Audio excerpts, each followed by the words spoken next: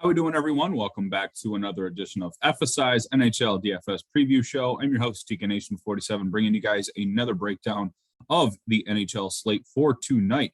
We have a fun slate headed for tonight. Looks like we have 6, 7, 8, 9, 10, somewhere around there games to talk about. Won't talk about every single game, but we'll talk about each position, some of our favorite plays of the position, as we have all year. Usually I am with partner in crime, McKinley 412, but he is out today as I am recording here at my lunch break. Just too hard to get together last night. But today, I had some availability to go for on my lunch to break this stuff down for you. Look for him to get you a preview for Saturday. I know we have been slim on our previews of late, but it's just been a wild holiday season. I hope you can understand. But hey, let's get into tonight's breakdown and some of the favorite plays that we have going on here. Pretty much a mega matchup here with Boston and Edmonton. Just to kind of talk about that real quick, we have McDavid and Draisaitl. Guys have been kind of slow in the points department, with some of the lack of goals going on. They're on a 3-game losing streak.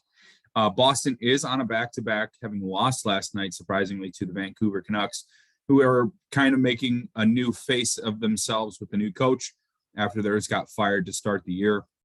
I still like Boston here. Edmonton, we've been picking on them lately. Their goalie and defending have been pretty poor. They're not scoring, and the defense is suffering. And now we have, probably one of the best lines from top to bottom with Bergeron and Marchand and Pastrnak. If we want to just highlight Bergeron here, as McKinley's given me some notes to talk about his favorite center at the top was Bergeron. You get a nice little discount here at 7,500. Shooting a ton here. We have 9, 5, 7, 4, and 3 shots in his last 5. Hasn't equated to many points, but you can tell the floor when you shoot, it's there. 26, 13, 13, 14, 15 with only 1 goal and 2 assists in his last 5. It could be a blow-up spot here for the Bruins, having been angry from that loss the night previous. Not much of a travel here from Vancouver to Edmonton out there on the West Coast. But I like Bergeron as well, as McKinley likes him a lot, because of that Edmonton defense. Next up, I want to talk about some Austin Matthews. I mean, this is just an insane run. He's on 2-1-1, 3-1 goals in his last 5. It even stretches farther than that. I think that's like 8 previous games with a goal. Just pretty 7 straight games with a goal. Pretty insane from him.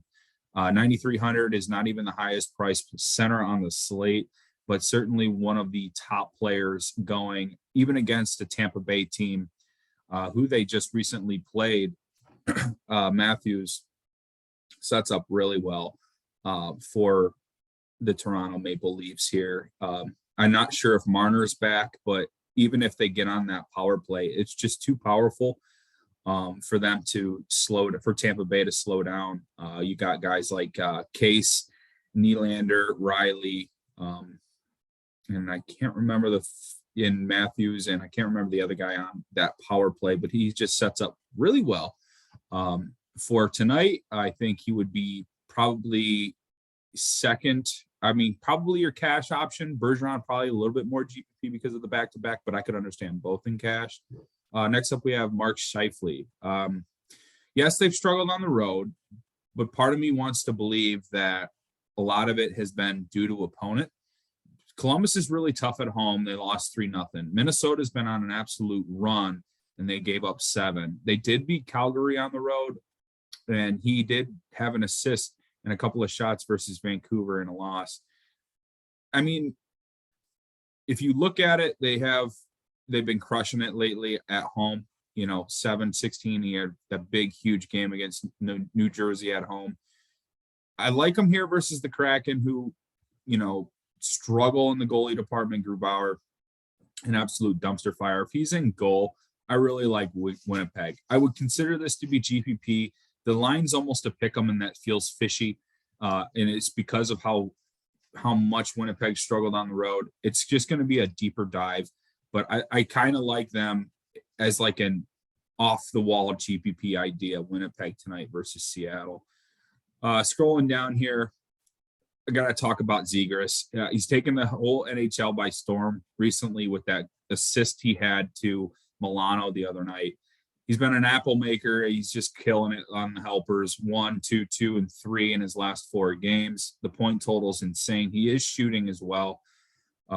He gets a really, really soft matchup with the Blue Jackets tonight. They are really good at home. That's why this line is close to a pick'em. And Anaheim is on the back-to-back, but there's not much travel between Buffalo and Columbus. We're talking 3 hours.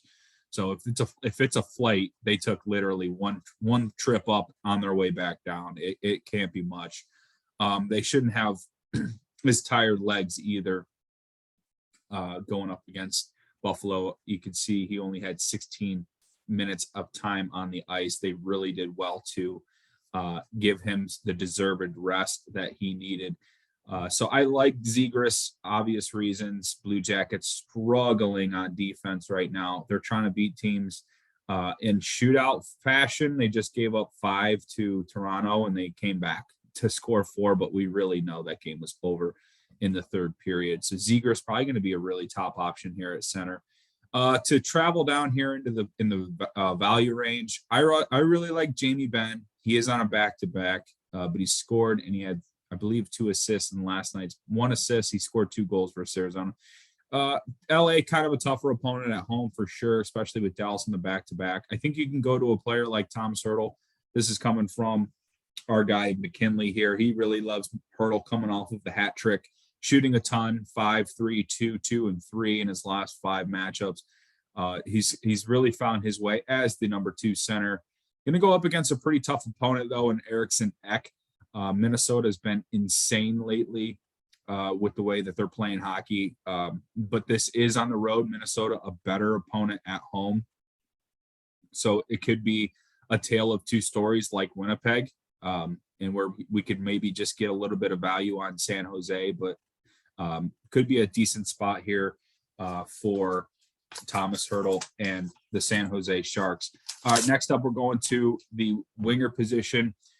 We could talk about Boston here, Pastrnak, Marchand. If you're going to play Bergeron, I really like Pastrnak. I think Marchand had, a little bit of the 3-game layoff, goalless kind of effort, but he did put up 4 shots, 3 blocks. Probably won't reciprocate that 3 blocks, but the 4 to 5 shots on goal seems pretty safe. You're just really needing a lot of points from this top line. So if you love Bergeron and you love the top line, go ahead. It's just going to be so tough to fit all these guys in here. You kind of have to take a stand with who you think is going to be the goal scorer here at the winger position. Pastrnak hasn't scored in 3. Marchand was out for 3 games, but just returned. It's really tough to say.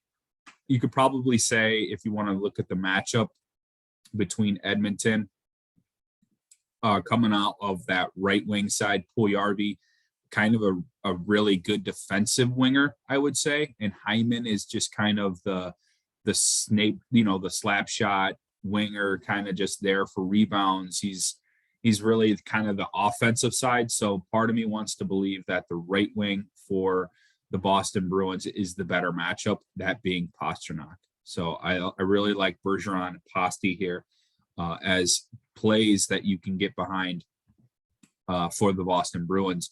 Next up, you can go with Kaprizov, just an insane run here from him. Assist, he's got a point streak going. Assist, 2 goals and an assist, goal and an assist. He's got a really good solid floor. Yes, most of this has been at home, but there we go. We got a 4-1 win against Edmonton. They're just on a 7-game winning streak, and there's just not much more you need to say about how well Minnesota are playing. And I think sets up really well for them against San Jose, who's recently lost to a team like Columbus. Nylander always, he's just been an insane target lately. He's on a mini run of form here, averaging over 10 points, fantasy points per game. You can go with Nashville, Forsberg, and Duchesne. I kind of want to stay away from Barry Trotz right now. Looks like New York's starting it a little bit better on their defensive side of the ice, and I'm just kind of worried. Nashville been playing I think above their head in ways. I know they're pretty good on the offensive attack, and they put up a lot of shots, and they're doing really good things, winning matchups. I just think the bottom's going to drop out soon, and everybody's just going to kind of be disappointed. I mean, I've been disappointed a little bit lately with Forsberg. Maybe I'm getting them wrong. I had him here against Detroit, and he only scored me 10 points. He did have the shots, just none came in. So, I mean, the floor is there for sure, but I just don't think chasing the 4-goal game against Columbus could be necessary. Really tough matchup with Carolina and Calgary. I'm not really sure if I'm going in there offensively. Go along with my Winnipeg theory. I love Eller's goal in 3 straight games, putting up a lot of shots, at least 3 a game. Seattle can be a really weak matchup at times, especially as I mentioned before, with how bad they have a goalie situation going on. So I really like Ehlers. He's on that top power play unit as well. Raquel, Milano, and Zegras. I mean, I don't want to say they're a lock because that's just the improper way of going about a team on the road on a back-to-back, but I feel pretty good about Raquel, Milano, and Zegras tonight. Another couple of duos, guys, I like here. Wheeler and Connor, the Winnipeg guys here at the top line with Scheifele. Wheeler seems to be got that assist man, and only 4,800, pretty worth it.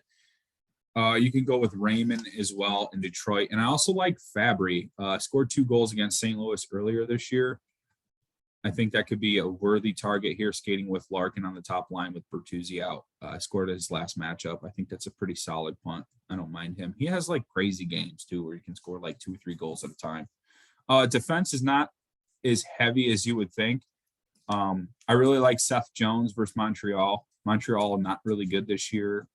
Pretty poor. I think teams like the Islanders, I think they can come back into form. I don't think that way about Montreal. And I think Seth Jones, he had a clunker versus the Rangers last time out. But the games before that, 12 versus New York Islanders, 18 versus that same Rangers team, 28 on the road versus Washington, and 11 versus San Jose. I think he could have a massive game. I love targeting defenders versus Montreal. Charlie McAvoy came back for the first time since he was out on illness. He came back last night, played a solid 28 minutes, scored 5, fantasy points, 2 shots on target, 2 block shots. I could expect another 25 to 28 minutes, and I think his matchup versus Edmonton is primo. I love this spot for Charlie McAvoy. I like him and Bergeron and Pastrnak as my favorite 3 from Boston, and you get that little discount from Marchand. You get to fill a defender spot. I think it's perfect. I love him in this spot. Moving down here in the defensive range, Parayko ain't a bad play. Jamie Drysdale, I've been playing a lot of him, even in this matchup last week. He had 5 blocks, or 2 days ago, excuse me. Wow, so the Ducks are not on a back-to-back. Oh, that's even better. Oh, my. All right, glad I just caught that. 12 points, 5 block shots, 2 shots on goal against Buffalo. Drysdale. Really highly touted prospect for the Ducks. Matt Roy as well. I like this as a little late game hammer, possibly 17 points versus Vancouver, 3 block shots, 5 shots on goal. He's doing it all. He is the second line defenseman, but I mean, he's got a lot of good production here for only 3,900, 17, 8, 12, 12, 4. Looks like he's going to get some block shots. Definitely going to go up against a team that shoots a lot in Dallas. So I really love this spot for Roy. He could be my second defender tonight, possibly in my GPP core. And if I had to take a stab at a punt, I'm going to go with Gustafsson for the same reasons I like Seth Jones. The matchup versus Montreal. Scored in his last time out, 15 points. He really can put some shots up on the board, and he can get some block shots too. Really solid defender, only 3,200 in a great matchup. Goalie, I always kind of figure out closer to lock. My leans are Jack Campbell versus Tampa Bay. Tampa Bay almost lost last game to Montreal. If they didn't score 2 goals within the last minute of the game, I think they're kind of going to get not blank. I mean, it's just they got so many injuries, and Stamkos and Palat can only do so much. I just don't know where the offense is coming from. 8,200 for Campbell, who's been really solid this year. I mean, I know he gave up 4 goals to Columbus, but 3 were in kind of three were in the third period where nothing was really being played for. So 20, 15, 32, 20 in his last 4 outside of that Columbus game. And he's already beaten Tampa Bay this year when they were at, full strength outside as Nikita.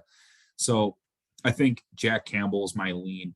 Maybe GPP, I can go Olmark down here at 7,800 versus Edmonton with the way that they've been struggling to score. But we are talking about a team on the back-to-back. So that's kind of not my favorite. Anderson and Markstrom, I feel like they're going to have some ownership when people take a side with Carolina or Calgary. I think Markstrom probably be the favorite of the two because of his being on home ice. But man, I just don't expect a lot of goals in that game. Although I think both teams can score 4 or 5. So it's weird. It's like the game can shoot out, or it can be 2-2, 2-2 after, 3, and we'd be going to a shootout. It's just, I'm not sure where to go with that game, but the goalie price tag's pretty nice on those guys. All right. So that'll wrap things up for me for my breakdown here today for the NHL slate. Guys, like this video, comment below with any questions that you may have. You can follow me on Twitter at TKNation47. I hope you guys enjoy your evening and enjoy tonight's slate.